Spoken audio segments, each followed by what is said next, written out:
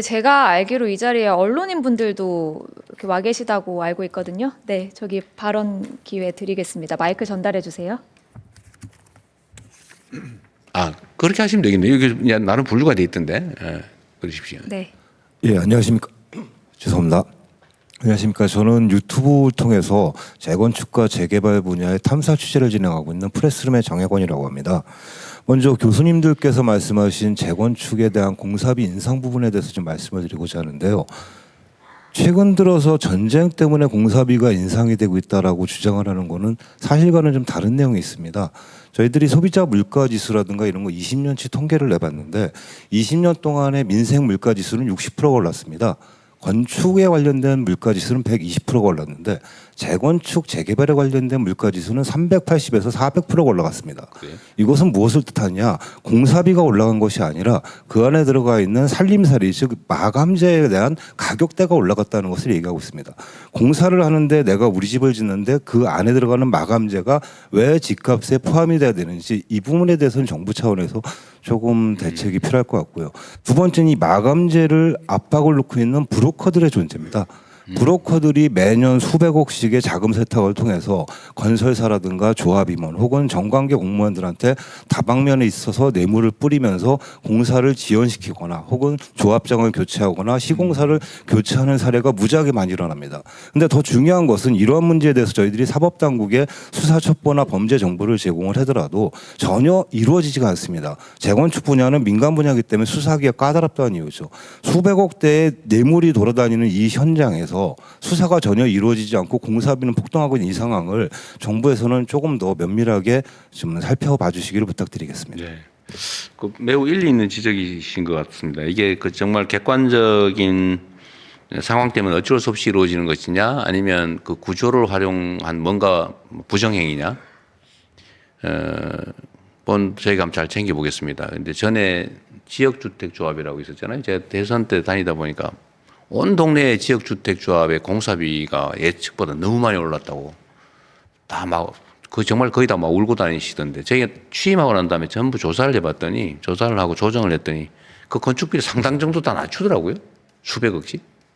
근데 그런 걸 보면 그게 불가피한 인상이었으면 낮추기 어려웠을 텐데, 그게 아닌 걸 보면 지금 말씀하신 그런 요소들이 좀 있어 보입니다. 예를 들면 그 불투명성 속에서 뭔가 약간의 좀 정당하지 않은 인상이 있었지 않았을까 싶네요. 상승률은 놀라울 정도입니다. 네. 이건 따로 챙겨보겠습니다. 한번 전면 점검을 한번 해볼 필요는 있을 것 같아요. 네네, 저희 국조직의 그 감찰 조직이랑 뭐 관련된 그 사업 감찰하는 조직들이 있으니까 좀 제대로 보겠습니다. 네, 그거 한번 체계적으로 뒤져볼게요. 네, 그리고 그 앞에 안장원 기자님 계신 것 같은데 혹시 하실 말씀 없으실까요? 네, 마이크 전해 주시면 감사하겠습니다. 예, 안녕하세요. 저는 중앙일보 안장원 기자라고 합니다. 오늘 토론에 맞아서 몇 가지 간단히 그냥 말씀드리겠습니다. 먼저 쟁점이 되고 있는 그 가운데 과세 기준 가액이냐 주택수냐 하는 거, 30억이냐 10억짜리 집 세 채냐. 30억은 30억짜리를 한 가구가 살지만 10억짜리 세 채는 세 가구가 삽니다. 그리고 그 주인은 10억짜리 어찌 보면 작은 집에 사는 거고요.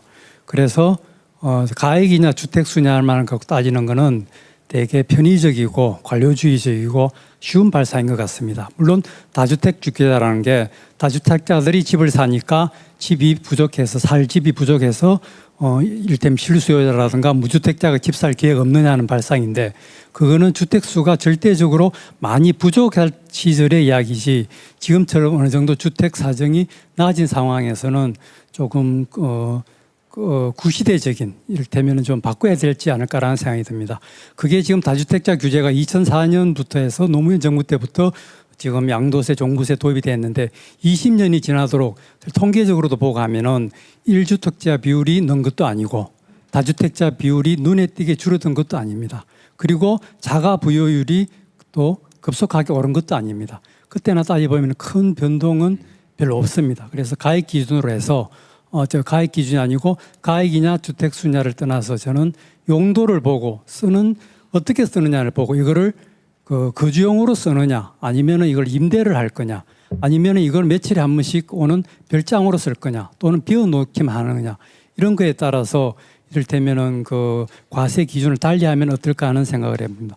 그러면은 뭐 공정시장가액 비율이라든가 기술적으로는 가능한 부분인 것 같고요. 그리고 그 다음에 그 과세 균형에 있어서 보유세 강화, 그 다음에 거래세 인하를 말합니다만은 저 역시 보유세는 강화해야 된다고 생각합니다. 지금 보면은 흔히 그 지금 저희 나라 그 세부담 정도가 어느 정도냐를 말할 때 GDP 대비로는 지금 OECD 평균보다 높고 그 다음에 실효세율이라고 해갖고 집값 대비로는 낮다고 이야기합니다. 이것은 어떻게 보면은 어린 아이가 어른 옷을 아주 싼 가격에 입는 그런 상황과 비슷합니다. 어린아이 입장에서는 가격이 할인된 가격이지만 비싼 셈인 거고 옷에 비해서는 싼 가격인 상황입니다. 그러면 거기서 그 적정한 균형점을 찾아야 된다고 생각합니다. 그러기 위해서는 우선 먼저 보유세는 일단 좀 강화될 필요가 있을 것 같고요.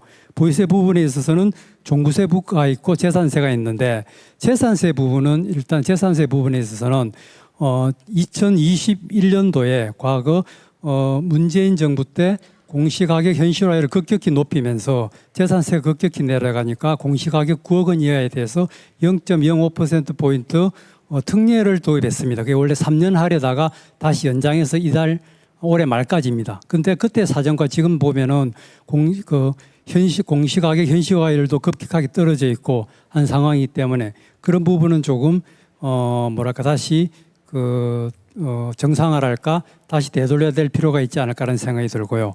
그리고 그 초고가 주택 부분에 있어서는 저는 초고가 주택은 앞서도 이야기 있었습니다만은 초고가 주택이 집값 주도를 선도합니다. 그리고 초고가 주택은 어떤 실수요적인 측면 예외, 희소 가치라든가 그 다음에 과시적 효과라든가 이런 것 때문에 가격이 상당히 많이 부풀려 있습니다.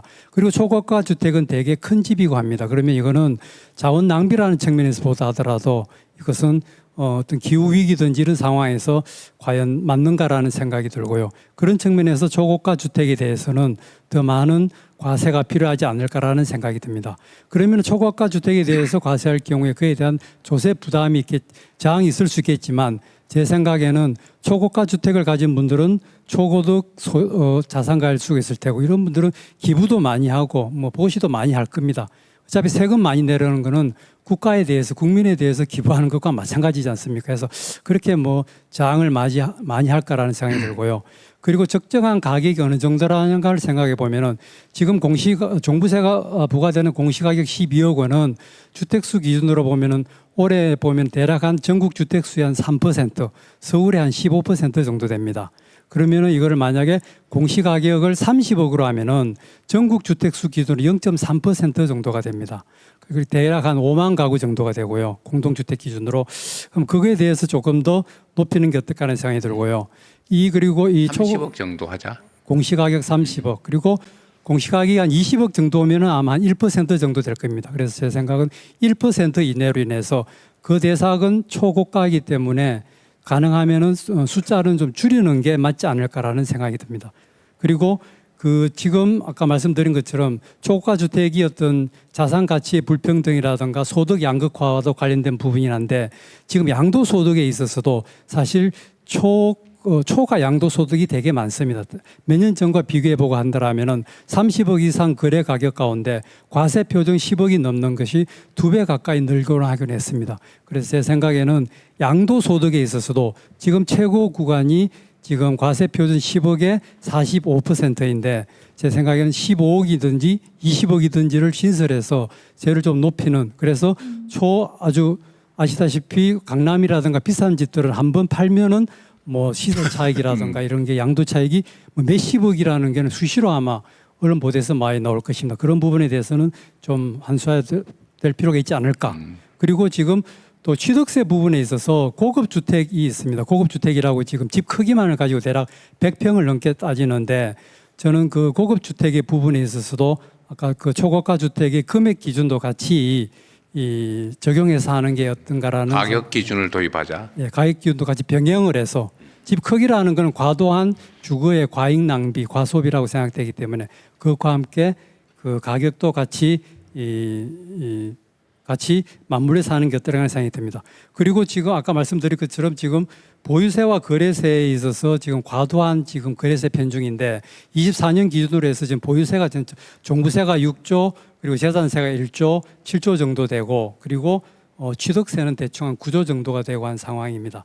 어차피 그 자치단체 입장에 금고의 입장에서는 이게 재산세로 들어오든 취득세가 들어오든 어차피 지방 재정에 쓰는 거는 큰 차이가 없겠지만 이것이 주택시장 거래에 미치는 영향은 클 것으로 생각됩니다. 그래서 저는 그 거래세 부분은 완화를 해야 된다고 생각하고 이 거래세는 뭐냐면은 대표적으로 바로 취득세가 됩니다. 취득세가 지금 가만히 보면은 대충 취득세하고 10년, 20년 정도의 보유세하고 대충 맞물려 있는 비슷한 상황입니다.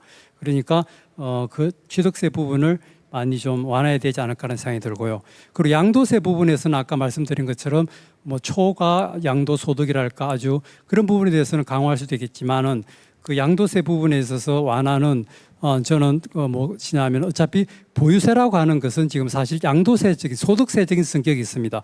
보유세는 매년 집값을 평가해 가지고 오른 것만큼을 더 매기는 거니까 사실은 그거는 그 집값이 오른 거에 대한 그 세가 늘어나는 거기 때문에 그 양도세를 땡겨서 내는 측면도 있습니다. 그래서 제 생각은 양도세를 매길 때 앞서 낸 보유세에서의 어떤 증가분이랄까 그런 부분들에 대해서 좀 감해주는 식으로 하면은 어떨까라는 생각이 들고요. 네. 그리고 그 마지막으로 그러면 한 가지만 말씀드리겠습니다. 지금 정부의 정책이라는 거는 제 생각에는 이거는 지속적이고 장기적인 게 가장 중요한 것 같고요. 대개 비유를 하자면은 사춘기에 청소년 아이를 키우는 부모의 어떤 자세가 필요하지 않을까. 사춘기의 경우에는 호르몬이 급증하듯이 흔히 말하는 그 야성적 뭐 충동이라든가 이런 것들에 대해서 어느 정도 관리를 하되 한쪽으로 너무 쪼아도 안 되고 알다시피 한쪽으로 너무 풀어놔도 되지 않습니다. 그리고 과하게 할 경우의 문제는 그 효과가 있어서 그러면 그에 대한 반발이 크고 그러면은 반드시 그 다음에 정권이 바뀌는 그런 식의 변화가 있을 것입니다. 그러다 보면 또 규제가 바뀝니다. 규제가 바뀌거나 제도가 바뀌는 것보다는 어떤 제도든지 간에 그게 지속적이어야지 예견 가능하고 하다라는 생각이 됩니다. 그 네. 부분이 특히 세제라고 생각됩니다. 이상입니다. 감사합니다. 네, 좋은 지적을 많이 해주셨습니다. 하여튼 말씀하신 대로 저도 그런 생각이 좀 들던데 아까도 잠깐 말씀드렸습니다만 우리 사회가 부자를 존중하지 않잖아요.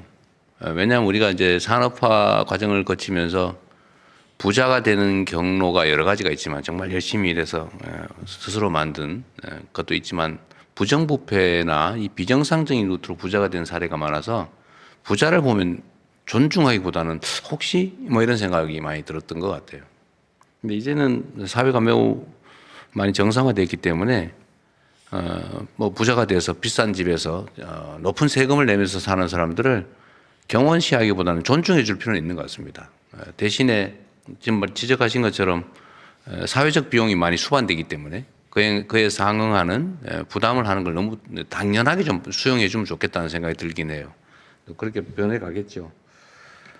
그 보유세를 이제 양도소득을 계산할 때 필요 비용으로 인정해 주자 뭐 그런 말씀이신데 그것도 일리 있는 얘기 같습니다. 그건 나중에 그것도 한번 고려해 볼 필요는 있을 것 같아요. 그럼 덜 억울할 것 같아요. 네. 네, 또 다른 분들도 네.